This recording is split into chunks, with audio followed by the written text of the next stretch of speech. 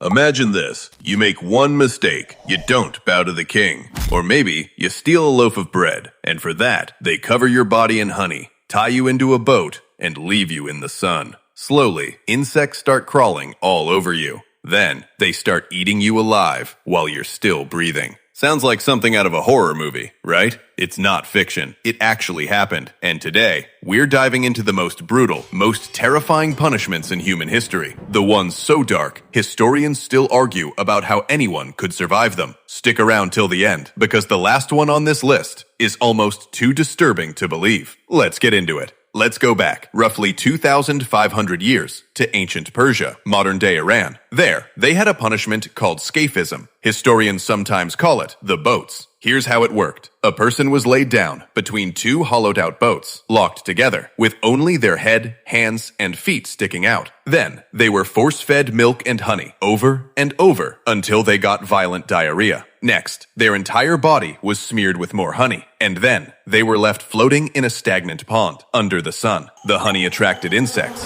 flies, maggots. They'd land on the exposed skin, lay eggs, and slowly, over days, start eating the person alive. The Greek historian Plutarch wrote about a soldier named Mithridates who accidentally killed the Persian king's brother. His punishment? Scaphism. According to the account, he survived for 17 days before he finally died. 17 days. Let that sink in.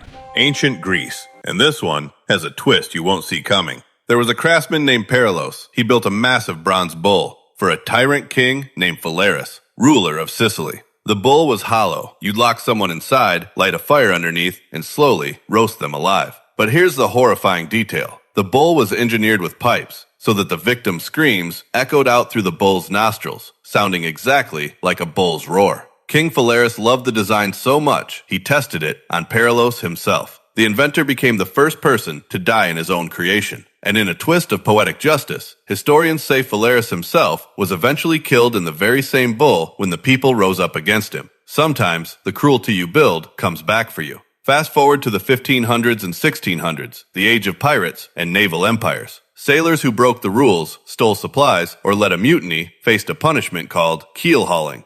The sailor was tied to a rope, thrown overboard on one side of the ship, and dragged underneath the hull, the keel, all the way to the other side. The bottom of old wooden ships was covered in barnacles, sharp shell-like growths. As the body scraped along the hull, those barnacles would tear through skin, sometimes down to the bone. If the person didn't drown first, infection from the wounds often finished the job. Some sailors survived, but they carried the scars, literally, for the rest of their lives. Medieval Europe. And this punishment wasn't hidden. It was a public spectacle. It was called the breaking wheel, sometimes the Catherine wheel. The condemned was tied to a large wooden wheel. Then, the executioner used a heavy iron rod, or hammer, to break their bones, one at a time. Arms, legs, elbows, knees, slowly, deliberately, to maximize the pain. Afterward, the shattered body was often left tied to the wheel, raised on a pole, exposed to birds that would peck at the flesh, while the person, somehow, was often still alive. Some victims reportedly lingered for hours, some for days. This wasn't just about punishing one person. It was theater, a warning to every single person watching. Fear was the point.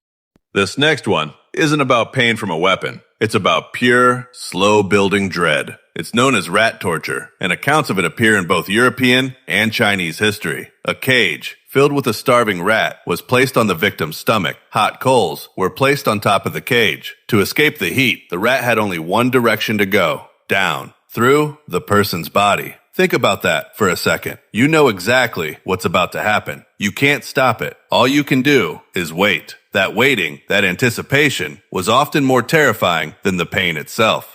This next story is about a real historical figure whose brutality inspired one of the most famous horror characters of all time. 15th century, modern-day Romania. A prince named Vlad III, better known as Vlad the Impaler. His signature punishment was exactly what it sounds like, impaling victims on long wooden stakes, positioned carefully so the stake avoided vital organs, meaning the person could suffer for hours, sometimes days, before dying. When an invading Ottoman army marched into his territory, they reportedly found a field with thousands of impaled bodies stretching for miles, a scene historians later called the Forest of the Impaled. The Ottoman army was so shaken, they turned back without even fighting. Centuries later, that same name and reputation inspired author Bram Stoker to create the character we now know as Dracula.